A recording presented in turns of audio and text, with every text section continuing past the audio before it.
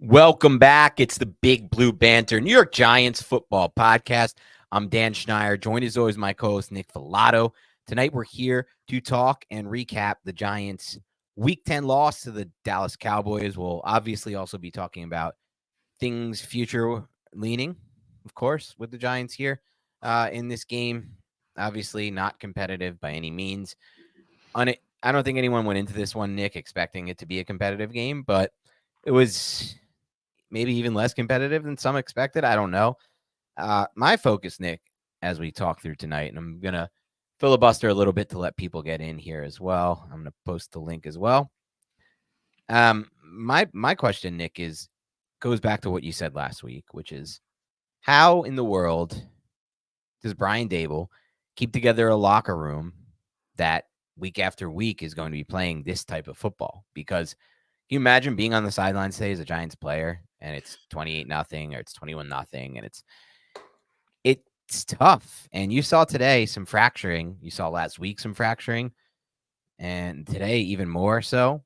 Brian Daboll, little spat with Wink Martindale on the sideline at one point. Last week, Xavier McKinney called out Wink Martindale to an extent. And then this week also, Sterling Shepard and Darius Slayton getting into it on the sideline. I have no idea what that was about. I actually had an opportunity to interview Sterling Shepard this week, Nick, for CBS Sports Fantasy Football Today. So I talked to him a little bit. I asked him one question that was for my own sake. I asked him, I don't know if this aired anywhere yet, so I think it's next week it goes on. But I asked him, spoiler alert, and also I'm sure I can do this, hopefully. I don't get any trouble with my boss or anything, but I doubt I will. I asked him about the field side throws, but he gave a generic answer as to why why they don't come. But he said that's basically, it was like it's hard for quarterbacks to get the ball out there, so we don't even try it. But yeah, it's hard for some quarterbacks to get the ball out there. Not all, not all quarterbacks. But yeah, not good, man. Not good to see Sterling Shepard and Darius Slayton going at it. I don't know if we'll ever find out what that was about, but it's weird. I know Sterling Shepard is obviously frustrated with his role this year, Nick, but when all this fracturing starts to happen, Nick, that's when it becomes a question of, like, for me at least, how much fracturing before a break? And the break would be obviously them getting rid of Brian Daboll. So let's first start there. How much more fracturing would need to happen before we get to that point? I think it would have to be something akin to the 2021 season. The issue that I have with, like, look, you argue as athletes, you argue on the sidelines with each other. That's not the biggest deal. The media can make more of it than it actually is. But what I'm concerned about and what I'm worried about is the Giants aren't competitive at all in any of these games. Yeah. So it's not just that they're, bickering and it appears like they're yelling at each other or sorting things out on the sidelines. It's the sheer fact that they're going into every week like we don't have a chance to win a football game. And as an athlete, you're going to start to really butt heads with each other, as we're already seeing on the sidelines. It seemingly, again, this is like the media saying it, but we're not really 100% certain. Seems like Wink Martindale and Brian Daboll yelling at each other a little bit. And when there's nothing good happening for your football team on the field, that's when things start to snowball. And that's when, that snowball can turn into an avalanche and it can end up just ruining you as the head coach of the New York Giants. Now, I'm not there yet. I don't know if that's going to happen. But Dan, I know there are some worse teams on the schedule that the Giants are going to play, but can we realistically sit here and say the Giants are going to be competitive in these games? I'm not certain. Everything is limited. The defense just got torched. I don't know if there was a ball that hit the ground until like late in the fourth quarter that was a pass beyond 10 yards of the line of scrimmage. Now, the Giants had the two interceptions, one off Cooper Rush and then the one with Cordell Flott. But to me, man, every time they dropped back the pass, I was like, that's going to be a completed pass. It's like Dak has it, and he had it every single time. It was crazy, man. The Giants didn't convert a third down in this game. It was just a disgusting showing, but it was what we expected too. So I don't even know how we can be mad about it at this point. Yeah, mad is no longer an emotion that I feel toward this team, at least. That's the good news, at least. We can't get angry this season, just sad and depressed. Those are the feelings you get instead. But yeah, I mean, look, the defense was bad in this game. They weren't great last week against the Raiders either, but they did have a few stops early. It's just like when there's no momentum at all coming from your opposing offense, how much can you hold? I said it after one of the things. I was like, look, 2 defensive stops. We'll see how long. One was obviously a red zone stop, so they let them get down there, but still to that point, like 2 defensive stops, but then it all kind of collapsed, like you said. And multiple breakdowns in the secondary. Obviously, this isn't as good of a secondary without Adoree Jackson in the game. Deonte Banks struggled. Looked like he came up limp on one play in the red zone, but I think he played through it. Trey Hawkins burned again. That's just the Trey Hawkins thing was pure preseason fan fiction, unfortunately. I mean, like he's a young player, he can develop, but it doesn't Dude, look great out there with him whenever they Brandon put him out Cooks there. had 19.2 yards Yeah. per catch with 9 catches. He had 173 yards. Insane, actually. It's an insane. That's He had 10 number. targets, caught 9 of them I for think Dak at one 173. point, dude, was averaging like over 10 yards an attempt, which is He- freaking insane. So CeeDee obviously Lamb was doing there whatever are he wanted. issues with the defense, right? Like obviously we're at that point now where we have to accept that as well. But it goes back to the fracturing point. Look, the defense was the one side of the football that we could rely on with the offense ailing with all the injuries, right? Mhm. And now that defense is out there so much to where we're starting to point fingers to the defense, be like, look at them, they suck. They can't stop anything. And they're starting to probably hear that and they're starting to take things personally, like, well, our offense isn't doing crap. We're in all these crappy situations. And that's going to fracture the locker room and that's going to make a more contentious environment than Brian Dable needs right now. Yeah, for sure. And you get to the point, even, for somebody like me, where it's like, look, on one hand, Nick, I am aware of a few things. The first being, if the Giants do fire Brian Dable here, and imagine if they fire Dable and Shane, it's going to set the franchise back, in my opinion, and it's not going to be a good thing. And it's not because I'm sold that Brian Dable is the best head coach for the Giants or the best they can find, but it's because the restart again at this point, restarting with scouts, restarting with the whole process of how you evaluate players, is not ideal unless it's fully broken, like I feel like it was with Dave Gettleman. I can't say it's fully broken here with Joe Shane, at least to start. And that always does start at the top with the GM. Like, I just can't say that. Like, he found McFadden, he found Bellinger. Kayvon Thibodeau, to me, is going to be a good player for a long time here. Wan'Dale Robinson can play, just have anyone to get the football. Like, he's found players, I think. And even like Isaiah Hodgins today made a really good catch away from his frame on that one play. And it's like, yeah, he can still do that, guys. Like, no opportunities on this offense, a dead offense in the water that I think, Tommy DeVito had 2 touchdown passes today. I think that matches Daniel Jones' season touchdown total for passing, which is crazy considering he played, triple the amount of games. And that just shows how little receiving opportunities there have been for players like Hodgins and Shepard and, all the guys, even the starters as well. So it feels like to me like such a lost season, Nick, from an evaluation standpoint. I feel like that's the deadest part. That's the worst part about this right now. At least during the Judge breakdown with Glennon and whatever was in there, we still felt like we could evaluate a lot of players. And I felt like there was more to work with from an evaluation standpoint. This one's starting to feel just like nothing to work with. It is starting to feel that way. It really is. And it's bleak. Like we say, heading into every single one of these podcasts, man. Like Dominic DeVito, like I liked the play to Lawrence Cager. Mm-hmm. I think if you're going to move offense in the red zone, try to manipulate space, and having him out wide, motioning inward, and then exploding back out wide was a good way to take advantage of what Dan Quinn was doing offensively. But you can't do that and drive the field and consistently move the football when you can't push the ball vertical with Tommy DeVito. Like, and everything was quick concepts early in the game. Yep. And I liked it. That's what it should have been. But once you have one incomplete pass, it's like, oh shit, now it's second and long. Now they can bring in their dime packages and their dollar packages. And it's just a mess, man, at that point. I don't even know why they had Saquon Barkley in the game down 42-7. He got injured. Yeah. That seems like they're really weird to me with these injuries. I mean, Andrew Thomas came back in the game. Thank God that wasn't the injury I thought it could be at the time, because that would have meant potentially we'd lose him for games in the 2024 season when they actually matter again. So that would have been horrible. Thank God he's back. But he just comes right back into the game. It's like, I'm sure they have medical staff and I'm just going to defer to them. But it's just like, see him limping around, man, after a few of these snaps. And I'm like, do we need a limping Andrew Thomas in there right now? I guess you just pay them to play, so they're supposed to play. I know for sure I don't need Saquon Barkley grinding out carries down 42-7, though. I can tell you that.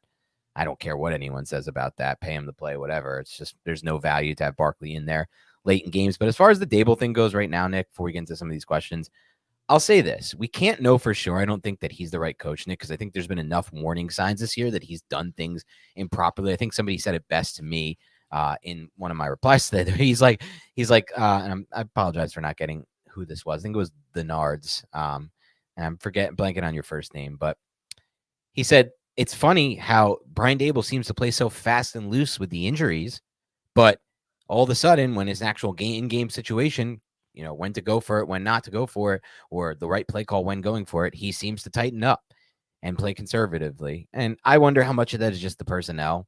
You mentioned that to me a while ago during the Joe Judge days, Nick, and you were right about that, I think, ultimately, and it stuck with me since. I think, if you were coaching a football team and you had Tommy DeVito, how aggressive could you get?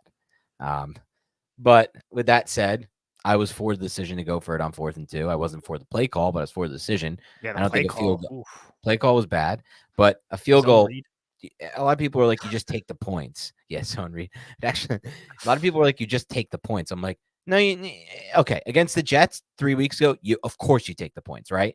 Against the Cowboys, who are going to put up 42 or 49. Those 3 points are not getting you anywhere. So you don't just take the points. So I was okay with that. But I think when it comes down to it with Dable for me right now, Nick, with where I'm at, yes, I'm not sold on him as a head coach, even though he did a great job. I thought as a head coach last year. But I am sold that he can mold a quarterback because he did it with Josh Allen. And in my opinion, did it with Daniel Jones. That's the thing people aren't even realizing. Like the season he got out of Jones last year is probably the best any coach is going to get out of Daniel Jones in his career. I hate to say that to the homers because they're going to take that the wrong way.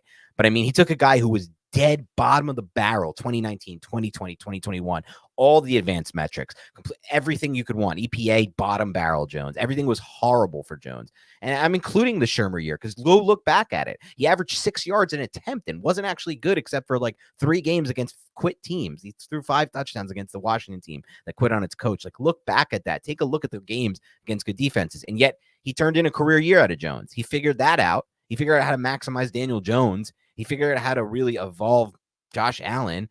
And you mentioned it last week, Nick, about how he retaught Allen. Did you mention this to me? How he retaught Allen how to think as a quarterback? Was that you? On the install. Well, it was Eric Turner that told us that. Yeah, Turner told us on the cover one. And so you guys can go back and listen to that. But, I believe in his ability to mold a quarterback still, Nick. So I think that's why I'm still sold on him being the coach. I'm sold on him being the coach as well. And that could be unpopular right now. I don't think the Giants gain much by recycling another head coach, which would be the 4th head coach that only got 2 years here, especially after that first year. Look, this is a lost season. This is a lost season. We have to see where the Giants go. I believe in Joe Shane. Like, more questions have arisen about Brian Dable. That's for sure. But I'm still staying on course here. Yep. Do we have any comments coming in? Yeah, go Falcons. Ritter is back from Justin Knight. Thank you so much, Justin. The Falcons ended up losing that game. Justin Knight. Shout out Justin Knight. This is actually a friend of mine. Oh, okay. Nice. Yeah.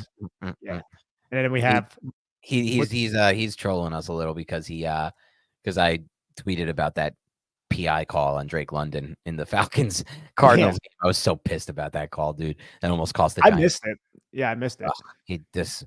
Just a horrible call, but luckily the Cardinals were able to pull that game off. We need freaking Mac Jones, dude. Can you believe that interception he threw earlier this morning, Nick? It's like, come on, dude. If he doesn't throw that pick, Patriots get a win there. That's huge for the Giants to get a Patriots win too. It would have been a perfect day from a draft standpoint if the Pats had got that win. But I think the Patriots are going to have one more game this season where they win a game that they shouldn't.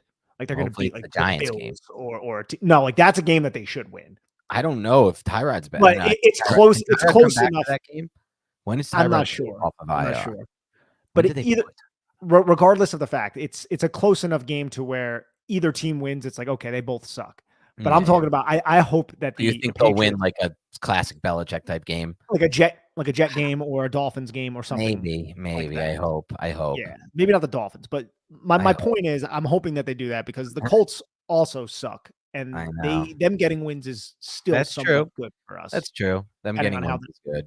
The next 8 weeks shake out. Mike, thank you so much. Mike says Dable seems competent. Our players aren't all pro, but how is this poor season explained?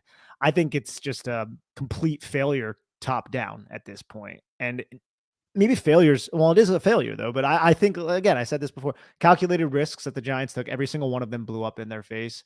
I think the schedule being so much better than what it was last year also really came back to bite him in the ass. I think injuries have bit him in the ass. And I think Brian Dable has done a poor job managing the game, in game, making decisions, personnel, things of that nature. Brian Dable has certainly took a step back from last year where he went for 2 in week 1 and we're like, oh, yo, this guy's the GOAT, so it's just a big difference right now, unfortunately. And I don't know, like for me, that's not a cause to fire him. I think the only reason why we would be talking about firing him is if the locker room completely turns on him, like what happened in 2021 with Joe Judge, as Dan and I have been saying for about the last 2 weeks now.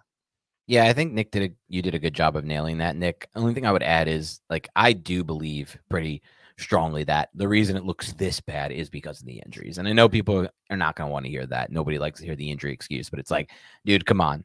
You're losing this amount of players. We're down to a third string UDFA quarterback who was horrible at Syracuse, was decent at best at Illinois, like not an NFL quarterback by any means. I think we all realize it's just another Jake Fromm part two at this point. And then the left tackle, you get basically every position on the offensive line injured with the exception of what was any right guard, exception of Mark Lewinsky, who's not even starting anymore because due to personal reasons, right? Like, it's just a lot of bad things that could happen for an offense, in my opinion, from an injury standpoint. Absolutely. They lost their center. They spent a second round pick on. They have Justin Pugh, who they claimed off the street playing and being arguably one of their best offensive linemen. Like, that's not valuable players due to the fact that he could come in and play left tackle if Andrew Thomas gets hurt. It's crazy, man. Like, that's not a situation that you see a lot of teams endure and then they're actually successful. And if they do, they have a much better roster than what the Giants currently have. The Giants roster, that's one thing that we certainly overvalued as Giants fans, people who cover the Giants, is we thought the roster was better. We anticipated that they would take incremental steps to become, I would say, a top 15 roster, like consistent. Like, yeah, Giants aren't even close to that right now. No, the Giants are not close to that right now, though. I do think that they have some pieces for the rebuild. If I agree, if they're right, if they can draft the right player, but and they have some young guys who are playing well. They're stepping up. Like Flott had an interception today. Yeah, Micah McFadden also didn't look terrible today, and he's been playing well recently. So those young players, like Andrew Thomas said 2 weeks ago, he was like, yo, the Joe Judge season, I don't think he phrased it this way, but he was like, that was really valuable for me because I was gaining valuable reps and really refining my craft. I think a lot of these younger players can focus in on that on this lost season, so it's not completely lost. Agreed. HB Greg, thank you so much. Says, Dable getting too reckless for me. Should Andrew Thomas really have come back in? That's what Dan was saying. DeVito looked banged up at the end. I like Dable, but concerning for the future. Dan, we've talked about this a little bit over the last couple weeks. Well, really dating back to week 1 when Andrew Thomas came back in. It does seem like from an injury standpoint, there have been a lot of dubious decisions made by the head coach. Yeah, I think it does seem like that on the surface, but I will admit, and it's fair for those who have criticized this of me on Twitter, like, I don't know what the medical staff is saying. So the medical staff could just be like, they're good to go. And the player, we know the player is pushing hard to go back in the game. That's just how it goes. Andrew Thomas especially, Saquon Barkley especially, like all of these dudes push hard to go back in. They're not thinking about their future when they make that decision. That was clear with Andrew Thomas in week 1 when he forced his way back on the field after the hamstring injury. And guess what? You can say all you want to me about how I'm being a sissy or whatever for saying this, but Andrew Thomas then missed like a half a season because he came back in that game. Maybe it wasn't just because he came back in that game, but if you don't think at least part of it was because he was put back into that game, we probably disagree on that, to be completely honest with you. And so it's just a matter of, like, you got to trust the medical staff, I guess. But I would agree with you, HB Greg. It's getting a little out of hand.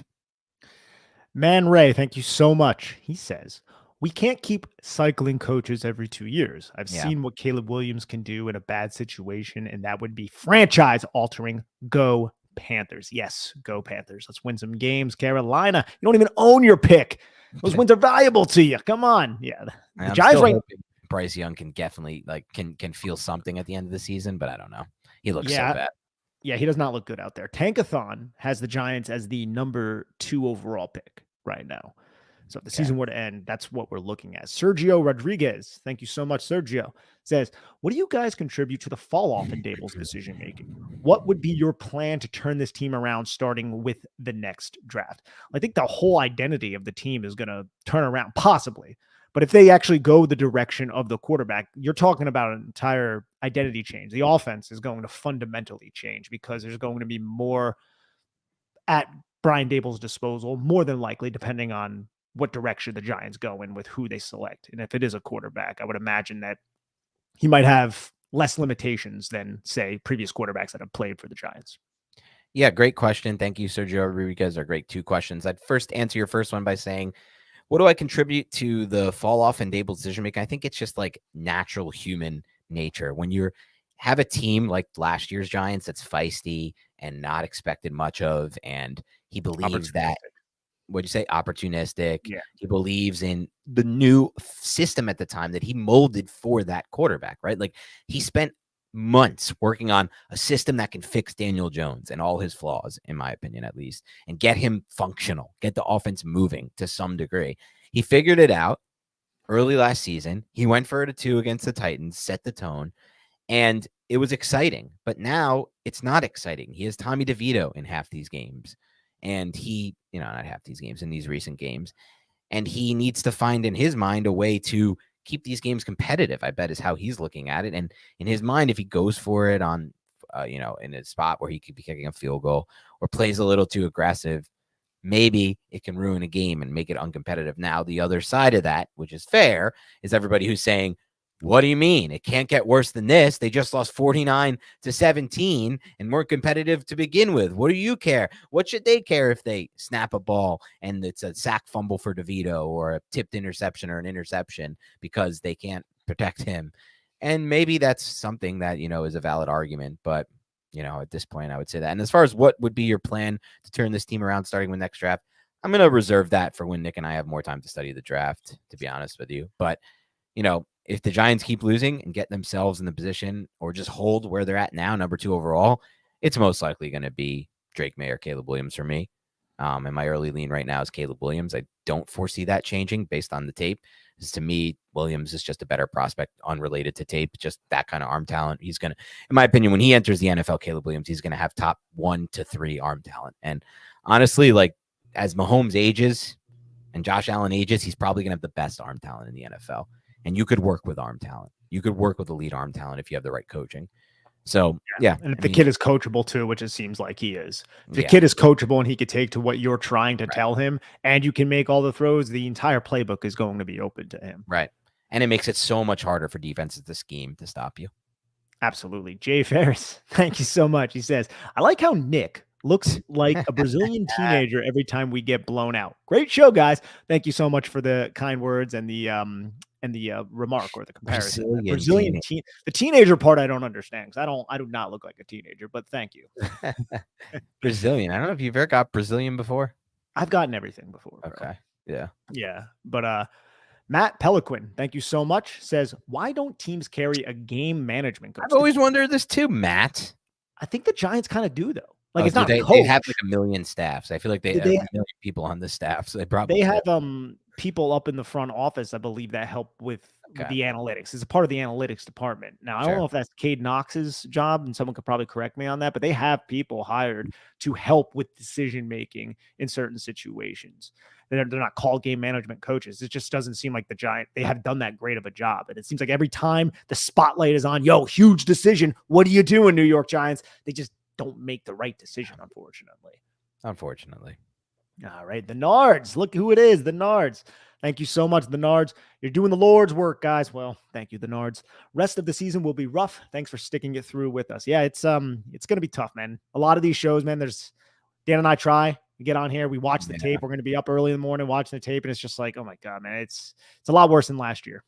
Yeah, it's arguably worse than the Joe Judge tape era, which is just crazy to think about. They're about the same. I don't even know at this point. It's so bad. But Nards, thank you for continuing to tune in and stay focused with us. We appreciate it. There'll be, we'll be talking draft and offseason as soon. We're mixing it in, obviously, as you've seen already, and we'll be talking it more and more. D Kit, thank you so much. Do you think we will beat the Patriots and ruin our season? If Belichick gets fired, should we hire him to instill the Patriot way? I don't think that the Giants should hire Bill Belichick. And I can see the full circle of Bill Belichick's career being the Giants winning this game somehow and then screwing themselves out of getting Drake May and Caleb Williams. And then we're just like, holy crap. Like, did that actually just happen? Like Bill Belichick, defensive coordinator, Giants beat him twice in the Super Bowl. Like this crazy thing, Belichick ends up parting ways with the New England Patriots. And then we always just remember, like, what if we didn't win that game? We would have got Caleb Williams and Drake May. That'd be disgusting. Yeah, it's what the Jets are thinking about right now. Every time they watch Zach Wilson at quarterback, that meaningless win they had over, I believe, the Rams at the end of their lost season. As far as your questions go, D-Kit, I think there's a good chance, just to answer this, I've been thinking about this for a few weeks now. I think there's a good chance. So first, let me start by saying this. We found out recently that Belichick was like extended this past offseason by the Patriots. There's been some reports lately that have been like, if he doesn't shape up and they don't start to get competitive, he'll get fired. I don't buy that. So I think he's with the Patriots through a while now. So let me start by saying that. With that said, which means I don't think he'll get fired. With that said, if he was to get fired, I would actually consider him for the Giants. He's the greatest coach of all time. I know a lot of that is Tom Brady, but he's also just the best one of the best defensive minds in the history of football. So, like, how could I not consider it? Doesn't mean I would say fire Dable immediately and hire Belichick, but I would have to at least consider it.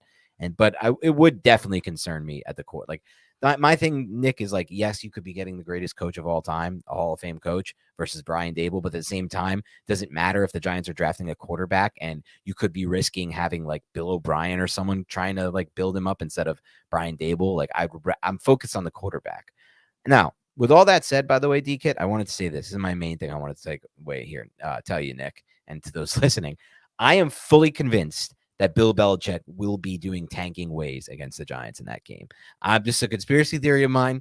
I know how Bill works. In my head, I know how Bill works. I know he's well understanding of how important it is, just as important for the Patriots to lose that game as it is for the Giants to lose that game. And I'm definitely concerned that there will be some tanking efforts from Bill Belichick. I just got to be honest. I am very concerned. Now, what would make me more concerned from, and this sucks to say, obviously, as people cover the Giants, but what would make me more concerned about that game is if Tyrod Taylor is starting and not Tommy DeVito. Yeah. But I don't know where he's at and when he's even eligible to come off IR at this point. It's been such a gross season. I don't even have those things in my head when I normally would. Belichick is going to be, I think, like 72 years old next season. So he's getting up there, bro. Oh, yeah. We can, as far as like restarting with the Giants. Yeah. I'm not, I understand where you're coming from. I'm not on that ship, though. Diego Ortiz, thank you so much, Diego. If we get the third pick, imagine the next 10 years with Wandale as the slot, Hyatt as the Z, and Harrison Jr. as the X. So meaning that the Giants don't go with Caleb or Drake. Yeah, having that receiving core would be a ton of fun, especially with the rotational pieces that the New York Giants will also have. Look, man, I kind of do have quarterback in mind, but Marvin Harrison Jr., from everything that I've seen so far, that would be amazing to just watch him and cover him, because he would be that like, hey, on third down where the football is going. And I think Brian Dable and Mike Kafka, or whoever is the offensive coordinator at that point, would do a really good job finding other options to attack when coverage is rolled towards Marvin Harrison. And that's just independent of what he can do just by being himself, because he is that freaking just talented out there. Yeah, good point, Diego. It would be fun to have Marvin Harrison Jr. I just would rather have Pat Mahomes and his shit group of Kansas City receivers he has right now at any point than I've seen so many receivers wasted by bad quarterback play in my lifetime covering this sport. I haven't seen too many elite quarterbacks wasted by bad receiver play. The connection is not really called. It doesn't work reverse, unfortunately. You need quarterbacks in this game to have any chance. And if you really need elite quarterbacks to have any chance to compete every year for a Super Bowl, in my mind. And Hyatt with one of those two quarterbacks. Oof. The deep, that'd be so sexy though. I think Wandale too with Drake May would be really fun. Just given what he did with Josh Downs. Yeah, like a Josh Downs. Yeah, like a Josh. I think Josh Downs, and I love Wandale. I think Josh Downs is a little bit better of a receiver. I think he's a little bit better than Wandale. I think Wandale has a little bit more post catch though. Personally. I think Wandale has a decent amount more post catch. I think Wandale Robinson is that like low key, like really exciting when you get the football in his hands. Like what he could do. Like how he can like dip. We didn't get to see any of today. Yeah, dude, we're watching football games where we don't get to see any offense and we don't get to see any receiving and we don't get to see any passing. It's insane. It's actually insane. The Giants are at this point. Like we have 8 more games. What do we have? 7 more games of this shit. Stop, man. Stop. I know it is. FM, thank you so much for your donation. He says, do you provide receipts? I might be able to submit this bill to my medical insurance as they cover therapy. Thanks for being here. Yeah, no, thank you for being here. And we don't provide receipts, but maybe we should in the future to help out a lot of our listeners. Dude. I like that, FM. Thank you for donating to the show, by the way. Really appreciate that for everyone donating today. Really appreciate it, Shane. Thank you so much. Sorry for unrealistic question, but which players looked good out there? So we'll have a more in-depth breakdown of that once we watch the film. I would say it looked to me like Micah McFadden had a solid game from everything that I collected on the defensive side of the football. Offensively, Saw a couple really nice Andrew Thomas blocks on the Saquon Barkley run. Saquon Barkley looked okay, but didn't really have a lot of room to run either. Right. So we'll have a more comprehensive list tomorrow. I guess it would be. Yeah, I All would right. echo that. Hey Dan, you want to pronounce this one? Barath Safia. Satya. Okay, Yes. hope I got that right, Barath, including first and last name. You know we're bad with pronunciations, though. The other day, I pronounced a Italian listener of ours name correctly, and Nick got it wrong, which is just See, terrible considering he's I don't Italian. want to like call the guy out and be like, "Hey Ken, your last name isn't wrong," but I think I was pronouncing it the Italian way with the I ch. don't think so. I No, don't think no. so. No, I the think I'm cho is just. fine. You just Is it, added the cho. I did I, cha too. I I did. Mine was Chi Freddy. Yours was Chio Freddy. Gio Freddy. I feel like that Yeah, sounds more but that Italian, but he that's that also coming from an Italian American who just has yeah. like delusional opinions on how Italians sound, and who's never been to Italy either, and whose family isn't really in Italy anymore. At least, Was so like, never. yeah. But Barath, thank you so much. What can be done for the O line next year to improve? I think a lot can be done. Honestly, I think Yes. you can see Andrew Thomas. You don't worry about that; he's locked in. What can be done to improve? You can get Evan Neal back on the field and playing good football and showing signs of being potentially what they expected when they drafted him. You get JMS to improve, but also you could potentially hit free agency for offensive guards at this point, and obviously the draft because the Giants are likely, no matter what, at this point, going to have a high pick. It may not be 1 or 2, but it's going to be a high pick. That's a sweet spot in round 2 to find a good interior offensive lineman. We've seen a lot of teams able to do it in those spots. So I would say round 2 could be a nice sweet spot for an interior ad. I agree. I think look, I'm not super worried about John Michael Schmitz, Andrew Thomas. You have that lockdown. Evan Neal really becomes the big question mark, and Yep. he's hurt right now. We don't know how to evaluate him. I think the Giants hopefully will have a better beat on this. I don't know if Bobby Johnson's going to be back. We have no idea what's going to happen with that. Let's say that he's not. Do you try Evan Neal out at tackle with somebody else in his ear? I'm not certain, but I think the Giants will have a good beat on that, and they'll have some sort of contingency plan in place, and he won't be a wasted player because if he can't hack it at tackle, I think you can put him at guard and he'll be competent. I hope. I know his center of gravity has been exposed on the outside. I think a lot of that is when he's trying to like set deep and do vertical sets, which Yep. he's not going to have to do as often with the tackle to his right. So that's what I hope. Maybe that's a glass half full type of thinking, but I'm hoping that the Giants figure that out. And Dan, I think, did a good job listing all of the finding a guard either on day 2 Also, or if that's the case, Nick, what you just broke down, it's also possible the Giants could make that decision in the offseason before the draft to the point where they've made the decision that, they look back at the tape of Neal at guard at Alabama. They're comfortable with him there. They consider his deficiencies at the NFL level, and they say, we can get a guard out of this and a better guard than people realize. And then you look to trade back in my opinion, to round 1 to get that tackle, because that's where you can potentially land like the Christian Darrisaw late round 1 type of player yeah. that could really change. And that, because I'm not totally against giving up on Neal at tackle if the option is, there's a tackle available to them that they really like, that they believe can be that franchise tackle. Because the idea of like not drafting over players is exactly what got the Giants in the situation of passing over a player like Rashawn Slater and not even considering O-line in round 1 because Dave Gettleman wanted to let Matt Parrott, develop, quote unquote. Yeah. Oh man. The sins of the past, bro. Tenacity 47. Thank you so much. Says not much to even say at this point. I know, right? Dan and I are hosting a podcast, right? We could be the first to tell you that. Just here to be miserable and support the program. Hey, Tenacity 47. Thank you so much, man. Yeah, we really appreciate it. We're looking forward to the draft. Not looking forward to this film, but hopefully we could see some good things from like Cordell Flott and some of the young guys. Yeah, it sucks too for me, Nick, because it's like people really do enjoy, and it's natural. That's just the kind of crazy human being I am, Nick. People do enjoy the rants in the post game when you're angry, but it's hard to even get angry anymore about this team. I've no longer shout out Dan Egro who listens for those rants. You probably won't get another rant this year after a game. If I'm just gonna be honest, what is there to rant about at this point? It's like there was something to say about the Jets loss. They kind of fumbled that game, and I think we were pretty angry about that, but that felt like the last moment of anger at this point. It's now just turned into this weird depression, and it just sucks. It's just so gross at this point. You look at the season in its totality. It was such like a gut punch. Right, week right one away. against Dallas. But then we kind of, I don't know if we talked ourselves into like maybe they can make a playoff run, but we at least were like they were competitive against the Bills. We're getting Daniel Jones back. They Right. should have won the Jets game. And then that last like bastion of hope was against the Raiders. And we're like, maybe they can go in there. You're playing Nathan O'Connell, Wink Martindale, and then like right away, first drive, we're like, oh, the Giants are going to lose this football game. And Daniel Jones tears his ACL. They end up losing the football game. And now it's just like pure, just woo, mudslide. It's turning the page to the draft type season. Yeah. I Ken Giuffretti. Is that what we're doing here? Hey, buddy. I think Dable really wanted to change out the identity this year. And when it got off to the start, it did. I think it really derailed the whole plan. Hey, Yeah, man, you're right. You lose your left tackle.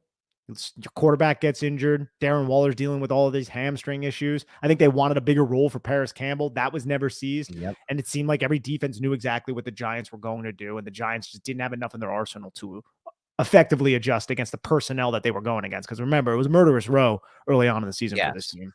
Yeah, they had the 49ers defense, the Cowboys defense's early season matchups just to begin with.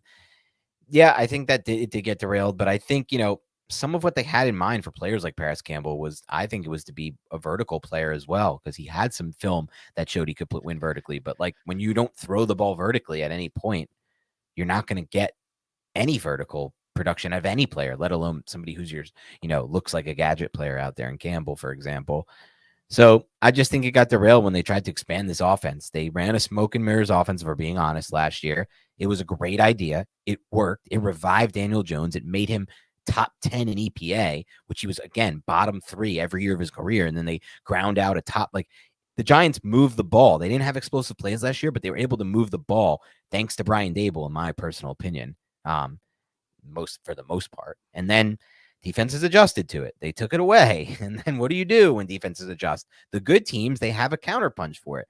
The bad teams don't. And there are reasons to blame Brian Dable for that and the injuries and everything else. But in the end, a great quarterback, an elite quarterback, the quarterback you want to give yourself a chance is going to find a way to get through bad situations. Just the reality of the situation. I haven't heard one complaint from CJ Stroud and that Texans camp this year, despite multiple injuries on the offensive line, rotations on that O-line, Tank Dell getting injured, having to leave the game multiple times. Nico Collins out this week. Doesn't matter. He's still throwing for 400 and leading wins. Like, in the end, that's what everyone should want. It's enough. Like, I don't understand why every fan doesn't want that, personally. Yeah.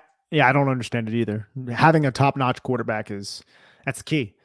Look at all the teams that have him. They're competitive year in and year out, except for the Chargers is like the one team where it's like, man, I don't know what's going on with their coach. You see like the power behind Justin Herbert, and it's just there's some coaches where you're just like, it's not long. You know what I'm saying? He's going to be unemployed soon, unfortunately. And on that point, by the way, Nick, like something I keep going back and forth on in my head and ping-ponging off of is like, my old thing was, if you don't feel like this guy is really truly elite at the quarterback position, and you don't really feel like he has that contend for a Super Bowl every year type of feel to him and traits and difference-making ability, you don't extend them ever, and you just keep moving on fast. And I kind of wish-washed with it because Jones made so much improvement last year and was helping them win games last year. He really was. Jones was a big reason the Giants won games last year. Was it a lot because Brian Dable coached him to that point? Sure. But that's going to happen with every good quarterback. Right now, part of why CJ Stroud is so good is because of coaching too. That's just how it goes. They work hand in hand, coach and quarterback. You and I, Nick, discussed it all year. But, we both knew, we didn't want to admit it on this pod because it would really hurt a lot of people's feelings, but we both knew that we didn't really personally see an elite ceiling with him long term, if we're being honest here today, Nick. I know we tried to convince ourselves of it to some extent and be nice about it on the pod, but elite ceiling, it didn't feel like that was ever happening. But that didn't matter to us because we were thinking we don't need him to be elite. We just need him to continue to improve, and then you improve everything around them. But now I get back to this point, Nick, where I don't know if I want, like, that path to me just seems so dark. It seems so constricted. It seems so low ceiling when I'd rather just move on from the quarterback fast if you don't feel that way. And what happens? Like, you could land yourself in a situation like the Commanders have right now, dude. They're running out a 5th-round rookie who costs nothing against the cap. They're probably not going to have to extend him because he's probably not going to be the guy, but he's at least a little bit exciting. And he just led an almost comeback win against the Seahawks where he just drove down with no time on the clock, threw for over 300 yards again today with 3 touchdowns. And like, That cost them nothing, a 5th-round pick, and they didn't have to use any cap. They didn't keep sitting on him and sitting on him and sitting on him. And you know what, Nick? When the right opportunity comes, I'm sure they'll move on from him because that's just how it goes. And so this is one thing I've been thinking about, Nick. Even if the Giants use a 1st or 2nd overall pick on a quarterback in this class, 2 people who we believe in, if we know early on, Nick, or not early on, let's say if we know at any point, because that would take years for us, maybe 2 years at minimum. Though, again, Zach Wilson, you kind of knew right away, right?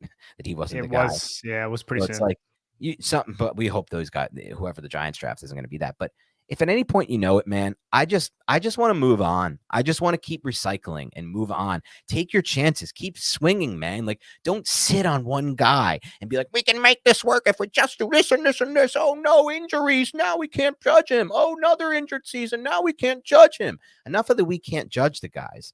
Look for the guys who are transcending for your team in bad situations. And if they're not doing it, just move on. Don't keep waiting for the right circumstances around them. I agree. No, I definitely agree. And with Daniel Jones, look, we knew he needed to challenge different parts of the field. And we didn't see that last year in a successful season. What happened was Brian Daboll just got the most of them by making it a one-read offense, get to your second read quickly. If it's not there, use your legs and make the defense respect your legs. Well, the defense is respecting his legs now, and they're not respecting the deep pass. And that's another reason why that, with all the other factors that we kind of went over, really over the last 5 weeks or so. Peter Pasquarelli, thank you so much for your donation. He just says, love the show. Thank you, Peter. We really appreciate that. Ty Nidik, I'm not really sure exactly, says, if Giants keep losing like this, can they stick with Daboll? I'm praying they keep him. But with so many blowouts like this, it's tough because of Mara's past. And I think that's a fair observation. Yeah, Mara has been quick to move on, as I've said in the past. This I like about Mara, but he's not afraid to pay multiple coaches at one time by firing guys with multiple years left on their contract. He's not stingy or cheap when it comes to paying any position coaches. These are all good things. So they don't count against the cap. But as far as in this spot, maybe it's not a good thing if they move on from him. But I don't. It's a tough spot because if they keep losing like this is the question, Ty. And it's like, well, unless Tyrod Taylor comes back, how do they not keep losing this? They won't. The Patriots aren't going to blow out the Giants, and neither are the Packers, right? They're just not good enough teams to blow out the Giants. Those will be gross ass 17-9 type games, maybe worse. We've seen those games. Those Giants Jets this year, Giants Commanders this year. It'll be pretty much just like that, I would assume. So there will be some, competitive games, I think, just because they have such an easy schedule. Even Rams end of season, I don't know if Matthew Stafford's going to play that game, Nick, which is. You're right, but which is bad, by the way. Definitely. We play Philadelphia twice now. And then the second Philly game, I really hope they need to win that game. That's the point. If they just the kind of franchise they are. Yes. If they're the type of smart franchise where if they don't need to win that game, they might purposely tank that game so the Giants don't get one of these quarterbacks. They're that far ahead of this thing. That's where my brain's going with this, Nick. We already watched them punt, tank, quote unquote, that season and get, oh my God, all the hardos saying, oh, how could you do that? This is not football. It's yeah, we'll laugh in your face as we become the powerhouse of the NFC for the next 5 years. We don't give a flying F that you thought we weren't tough that game and weren't playing by the rules. You want to know what's crazy? It's so sacrilegious to say what you just said, but I feel like inside we all think it and we just can't say it out there. It's no, they don't do that in the NFL. It's if there is somebody who does, I think Philadelphia definitely is. Well, we know that teams have done it before, right? The Miami Dolphins got caught doing it. Mm-hmm. So they got caught doing it and they've lost draft pick. They've been, what were they taking away a first round pick? That was last year. Was last year's first the one they're losing? They've lost so many draft picks, Miami, for dumb reasons. They lost a first for the Brady thing, which must suck just for talking to him. They didn't even get him. And then I think they lost a first, but don't quote me on that, for getting caught tanking. So there has been proof that it has actually happened. Yeah, man. It is kind of wild. D-Kit, thank you so much. As always, at least Belichick's press conferences would be worse than Daboll's. Let's talk about the CJ Stroud effect and how that gives us hope. I know it. Yeah. Not a lot of people look CJ Stroud. There was a lot of people yeah, he's a first round pick, but we'll see. Right now it's crazy what he's doing for a team that is very beat up, that doesn't have a lot of talent on paper, just has a new head coach who really understands how to take advantage of Stroud, and Stroud is really seizing the day. So I'm really happy for everything that he's doing, and I'm also glad that he is in the AFC and not a young quarterback in the NFC that the Giants are going to have to contend with whenever they are in contention again. But that is the hope, what he's talking about, the CJ Stroud effect, which is you get a quarterback who's really damn good and much better than anything you've had, which is the truth for the Texans, right? They haven't had anything anywhere near this level since Deshaun Watson was on their team. It wasn't that long ago, but yeah, but it was like multiple years ago at least. And you get that, and all of a sudden now, wait, what? You're 5-4, and you just beat the Bengals, who 2 weeks ago I heard people saying are their Super Bowl favorites now, the way they're playing after they blew out the Bills. And that was on the road, by the way. You win a road game against Cincinnati, which has become a really tough place to play on the road. That crowd is really into it. I hear them on third downs, really loud and clear. And that's the hope right now for this Giants franchise, for everyone here. Because I got to be honest with you, if the Giants land a Stroud-like talent in this coming draft, I think they're already going to be competing for 9 wins immediately, because I think they're offering whoever is that quarterback. Now, again, keep in mind the big if I just said there. They have to draft a quarterback who's not just a better prospect or as good a prospect as Stroud, but actually immediately plays as well as Stroud has, which is hard to do. I mean, Stroud threw his second interception of the entire season this year in this game. And look at the cast of characters that he's throwing to. Because everybody look, and I'm not trying to make this kick Daniel Jones while he's down, but the Daniel Jones argument was he doesn't have anybody to throw the football to. Mm-hmm. CJ Stroud is doing this today without Nico Collins, who is his best pass catching asset. Dalton Schultz, a small outlier rookie named Tank Dell, Noah Brown, and the ghost of Bobby Trees. Yes. And Noah Brown is like 250 yards receiving over the last 2 games from CJ Stroud. That's Stroud, guys. That's it. This is what he does. So the hope for the Giants, I think, though, is like, I don't know for sure that the Giants don't have a better roster than the Texans do if you take away the quarterback position right now. Because I think Andrew Thomas and Tunsil are a wash. And to be honest, the rest of the offensive line is not good for the Texans. I know people say it's good. I don't know why. I think it's just the remnants of the Daniel Jones brigade trying to like defend him weirdly through bringing down CJ Stroud. Trust me, you're laughing, but I've seen so much of that. I saw them try to take down Tyrod Taylor to prop him up. There's just so much of that you know. And we don't want to get too into it. If you're a listener and you love Jones, we get it. He's a great person, great human being. He tried his hardest. He worked his ass off, and it is what it is at this point. But the fact of the matter is, like, the Giants roster to me looks better on defense than the Texans. I'll tell you that. There's more pieces there. And I think Jalen Hyatt, Hodgins, who I still like, just has no quarterback this year.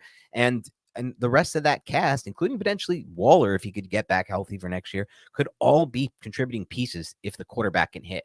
Now, that's the big if, though. Like, the Giants not only have to draft a prospect at quarterback, Nick, they'd have to get him to play as good as CJ Stroud is playing in year one. And then you have a chance, because at this point, the Texans are well in the playoff mix. They just beat the Bengals, and they're 5-4.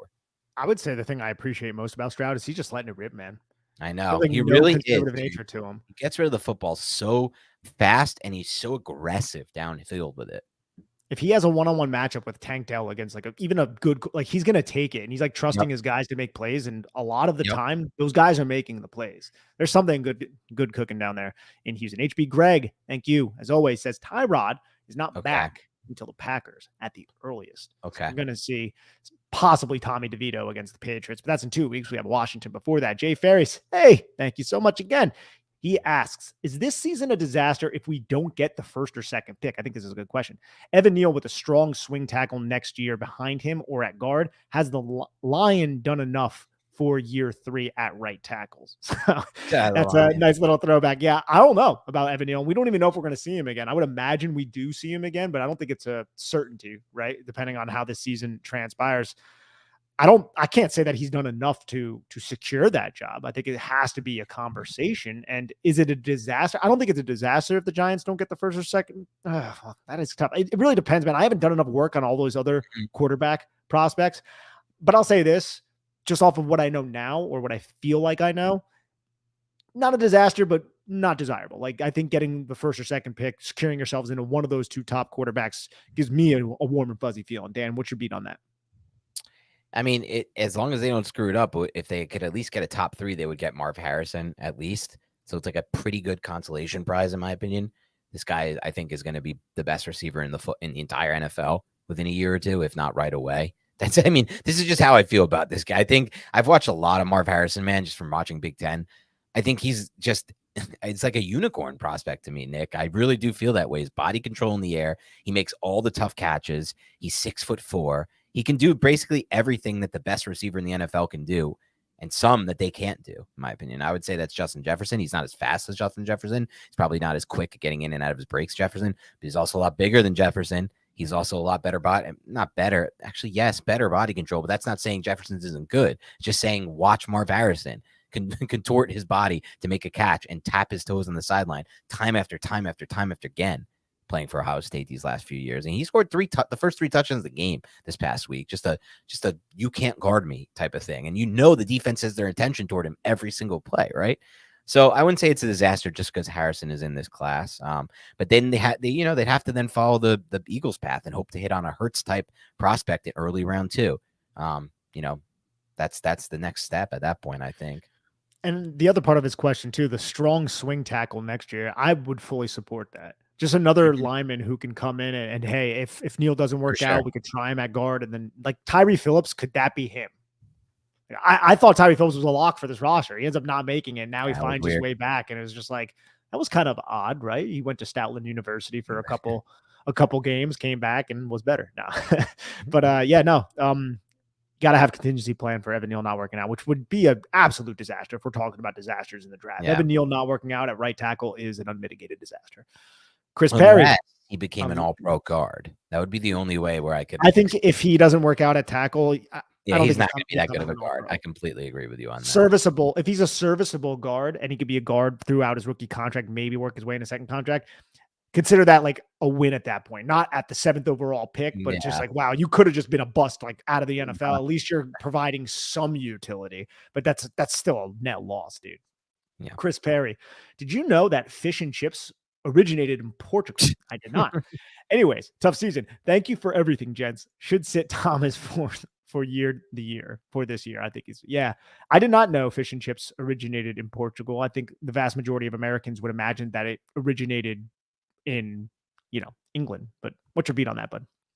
I didn't know that either. Thank you, Chris. And I know you're just trying to bring some lightheartedness to the podcast. As far as the last part goes, I don't think I'm on board with the should sit Andrew Thomas for the year thing.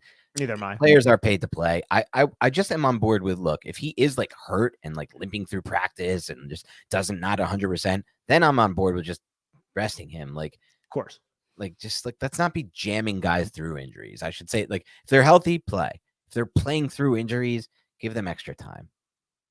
Jake Andrews, thank you so much for the donation. Says, I know this isn't what we want to talk about, but the Cardinals Bears won. Would say we got the inside track. Well, it depends when you're saying what the track is, right, Jake? Because back to the Bears win is good in some ways because it pushed the Giants into the number 2 spot. If you're considering the inside track just getting one of the top 2 picks because you can get Caleb Williams or Drake May, yes. But if you're considering the inside track or the goal to get Caleb Williams, then it's actually probably bad that the Bears won, I would think. I'm trying to think of Carolina. Like, I don't have their schedule, and maybe I should bring it up. Carolina has to have a win. Take a look. Yes, I don't know, man. Like the way that Bryce Young's playing and that offensive line is blocking for him, it's almost similar to like Giants level of bad offense of just no hope. So they have the Cowboys next week in Carolina. That's a loss. They have the Titans the week after, but it's in Tennessee. Vrabel gets his teams going, but maybe they can luck box into a win there. That, like, here's the thing. This was like the opportunity for the Panthers to get their win was last week, this past Thursday, because they had this stupid punt return, TD. That's they need something stupid like that to happen to have any chance in a football game. And they still, because what was the final score? 16-13. That was 7 of their 13 points, and they still ended up losing that game. So I don't know, but maybe they can pull off a Titans win. The division games, I have like some minor hope for, even though two of the next 3, and then 2 of the next 4 are on the road. They play the Bucks in Tampa. Probably not going to win that, but maybe it's division game. Saints, they play the Falcons. Again, division games, maybe. Packers, they have a Packers game coming up. Anyone could beat the Packers. So maybe they can beat the Packers. But they can win the Falcons game too. They can maybe win that Falcons game. I don't know, man. Their run defense sucks though too. Yeah, they're just a bad. If Burns is back, Brian Burns. Why would they even rush him back? That's the other thing. Yeah, I don't know, man. But Oh no, again, they don't have their pick. They have to. they don't, man. It's just devastating. The Bears are just like, bro, this is such a cool spot to be in. I There's know. a situation where they could have the first and second overall pick. Could you There's imagine? still the miracle situation for them, and I personally am just not a believer that Justin Fields will work out there in Chicago. I don't really have too much faith he's going to work out in general, but definitely not there in Chicago. There's still the miracle scenario for Bears fans where they could get Marvin Harrison to one of these quarterbacks, Marvin Harrison. But that's Dude, crazy. that Can you is imagine crazy. if you're a Bears fan? Dude, I know. Donnie C asks, thank you so much for the donation, by the way. Finally called a live reaction, honest assessments, and great insight. Best podcast by far. Watch 3 games each. I'm all about May. Love him over Williams. I got to get into this, man. I can't wait to get into this debate. Who do I love more? But I know, Dan, you're a fan of both of them. You're a fan of both. I like them both a lot. I watched Drake May. I had DVR'd it. I watched actually Jaden Daniels live last Oh, night. yeah. He Nick. looked good. Yeah, he looked good. And he's just a great athlete, too. So he's Yeah. a much better athlete than I realize. And when you're that good of an athlete playing quarterback, you will get drafted high these days. So I think he will be at worst where Jalen Hurts was drafted in that class, but probably even a little higher. Just keep an eye on him, Jaden Daniels. But as far as May goes, I watched this whole game against Duke. I thought it was a phenomenal game by Drake May. I mean, he made some insane conversions. He made throws downfield in stride. He put together a big drive after Duke scored with no time. He had to go drive all the way down the field and get a touchdown. Got it. He did all the things that I wanted. I know some people say it's Duke, so don't make too much of it, which I'm fine with, but I do like those moments. And, this is the thing. Thank you, first of all, for catching our live show finally and for donating. But this is the thing. Like, I'm not going to blame anyone, Nick, if they do want Drake May over Caleb Williams, because there are different attributes he brings to the table that Caleb doesn't. Size is a big factor in the NFL from a longevity standpoint, from can you stay healthy, and from can you see over the line and keep your eyes downfield. And Drake May has, 3 inches on Caleb Williams, 2 or 3 inches on Williams. Like he's a better athlete than Caleb Williams. So Caleb Williams is a great athlete too. They're both phenomenal athletes, but Drake May's that good of an athlete as a runner as well. And he just has this it factor to him that I think Caleb Williams has as well, by the way. But there's just something to me about Drake May. And I knew this from the first game I watched him when I texted you about him last year, in October, Nick. Some people I just feel that way with. And I never felt, even though there's been other prospects I've liked over time, I was big on Rosen. That was a miss. I was big on Mahomes. Not including Mahomes in this, but even those guys like Rosen, I never felt like that exact way with him that I feel potentially May as far as that it factor part goes, which is unquantifiable, by the way. You just have to kind of let it ride. Yeah, I can't wait to watch some Drake, man. It's funny, man. Like Jaden Daniels, though, because he's also bigger. I think he's like 6'4", but he's not as thick. Like May is a thick dude. Daniels 6'4". Wow, I think he's like 6'4". Yeah, he's a good sized athlete. Wow, he is 6'4". Holy shit! But his frame is definitely not what you would expect from a 6'4". No, he's probably like 210. Damn, dude, he can run for a 6'4" guy to have that running. Usually when you're 6'4", you cannot run that like he ran in that game against Florida, dude. Wow. That type of athlete, there's just, now that I know he's 6'5", I didn't even realize for some reason he was 6'4". He looks smaller on TV, shorter, I should say. There's just no shot he's making out of round 1, in my opinion. Not even a chance. It reminds me of last year. I remember around the time, like December, January, people were talking about Anthony Richardson. He might go in the first round. And I texted you. Yep. I texted you and I was like, this kid is going to be a top 5 pick by the time the draft NFL doesn't let those guys. Yeah, exactly. No. There's such desperation to get quarterback right. And the best way to get it right is, you may not get it right every time this way, but you got to bank on traits. You have to try to chase traits that are awesome. You don't want to take the Jake Hainers of the world, in my opinion, at least, or like the kid from Georgia, Stetson Bennett. What are you doing with that kind of arm talent, right? Even the Andy Daltons, do you really want that ceiling, or do you want to try to go for a bigger ceiling? So Dalton had his day, though. Dalton had his day. Dalton's a fine quarterback, but he's never a ceiling quarterback at any point. Nah, but he was I would say he was a good NFL quarterback. I think so too. Bro. He's you want good NFL quarterback. That's kind of that's the thing. Yeah. That's what I mean by that. But he was also a second round pick. Sure. Yeah. And then so is Cousins a third round, but even so, it's those guys, won't move up as much a draft board as a Anthony Richardson type. Of course, yeah. All trades, baby.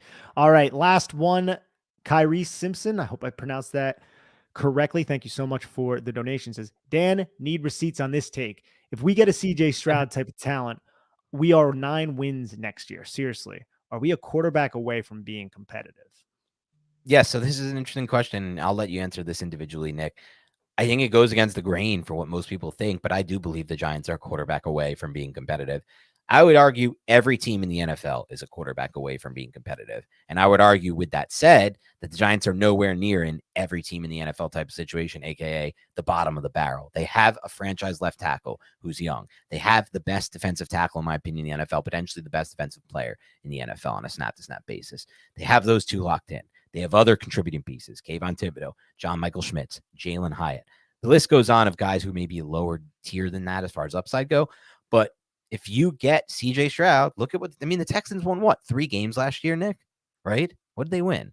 Something like that. Yeah. I don't even And know if one of those was like that weird Hail Mary at the end, that the last game of the season that got them the second pick instead of the first pick. Oh my God, you're right. They went for 2. Yeah. Lovie Smith. Yeah. Yeah. I remember Lovie that, Smith, dude. when he stuck one to the Texans for, giving him that bullshit contract where they knew they weren't going to keep him, but they kind of like pretended they cared about him for a second. So they're competitive after losing almost every game last year. So why can't the Giants be? Why couldn't this team be a quarterback away? It goes in the face of those who say quarterback's not the reason the Giants suck this year. And I get that. It's not the reason, but it's also potentially the reason why they're not competitive, if that makes sense, or weren't when it was earlier in the season. I think it does make sense. And we got a couple more that actually snuck in. So HB Greg says, thank you so much again, HB Greg. It's baffling to me how New York Giants constantly find themselves in the same place. Wasted seasons, players are unhappy, us debating players or coaches, Mara rambling, etc. Yeah, it does seem kind of insane, especially over the last decade, since they essentially won the last Super Bowl. I know. We had our time. We burnt bright in those Eli Manning years, and then it started to wane a little bit, and the roster didn't get replenished, and the offensive line got really old, and then we landed this superstar in Odell Beckham Jr., and we were all happy, and then that ended up not working out for the Giants, and it's been a mess for quite a while. It is wild, though, Greg, how we do seem to be in this situation over and over and over again, like crazy amounts of time. I wonder if ever other NFL teams feel this way. I don't know. I don't follow these other teams. I don't think we have it as, and I know this might not be popular, we don't have it as rough as some of these other. And imagine being a Jet Probably fan, true. Right? Yeah, right. Exactly.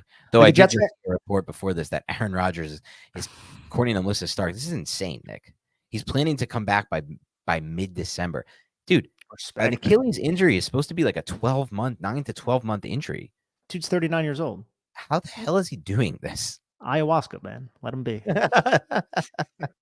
Nah, good for him, man. That is excellent. Jet fans, I don't want to say anything good about Jet fans because they're kind of annoying, but holy crap, when you had your entire season and you were all ready in your defense, you got Aaron Rodgers, and then the first drive, I like joked about this before it happened. I was like, oh man, he's gonna get hurt on the first drive. Watch. And he did. We were doing the show, Dan, and I missed the injury, and I was like, why the hell is Zach Wilson in the game? I know. I remember doing it. I missed it too. That's crazy, man. But yeah, that's nuts. Jake Andrews, thank you so much. He says, hey, let's talk happier times. Most underrated moment from the Giants' 2007 playoff run. Antonio Pierce's tackle, Steve Smith's 3rd and 11 conversion, Eli closing half with a tying touchdown in Dallas. Anyways, keep up the good work. What would you say is your favorite memory there? Great question. So not my favorite memory. What would we consider the most underrated? Oh, okay. Underrated. Great question, Jake. So I think the AP tackle is rated pretty high. Now it's rated pretty high. People like me and you have kind of highlighted that to the point where it's now rated high. So I can't put that. The Steve Smith 3rd and 11 conversion was huge. Yes. Not rated that high, but I do like the call you made here, Jake. I think it's what you said because I don't hear this talked about like a lot. That closing half TD against Dallas. That was it. I don't hear that discussed at all, really, in the memory of that run. I would give it. I would say that you nailed it right there with that one. I don't know if I could top that. I mean, maybe if I thought about it a little harder, I could figure something out. But I don't know. I feel like that's got to be it because Giants lose that game, I think, without that, and it's just it goes kind of, the ways people don't really think about it too much when they think about those runs.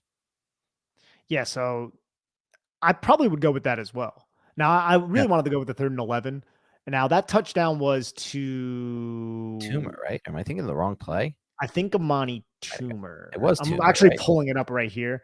I'm pretty sure it was Toomer. Yeah. 4-yard. Yeah, it was a 4-yard touchdown to Amani Toomer on a 7-play, 60-yard drive that took 46 seconds. And that was after, holy crap, a 20-play, 90-yard drive by Dallas that took over 10 minutes off the clock. Oh my God.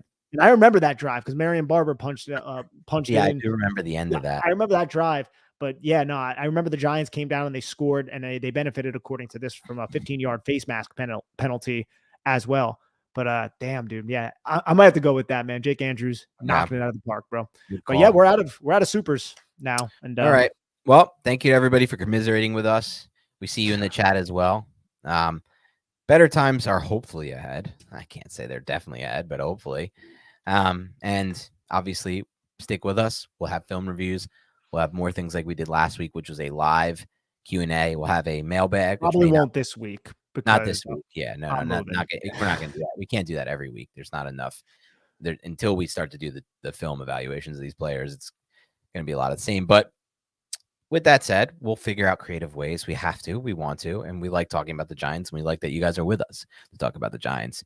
We have a lot of time from now until the offseason. So we'll figure some stuff out. That'll be fun. Mailbag, something we can eventually get back to as well. If not this week, since Nick is moving, the one after that. But thanks for keeping it locked and loaded. Appreciate you guys supporting the show again with a season like this. And the sooner we get to the draft season and the off season, the better, because then, excitement is back and spring hopes eternal. What is it? Spring hopes eternal. Is that what it is? I don't know. We can roll with that. I already missed. Hopefully your group chat. Yeah, my group chat is going to take that one and go with a run with it. But thank you again. Have a great rest of your night, and we'll talk to you soon.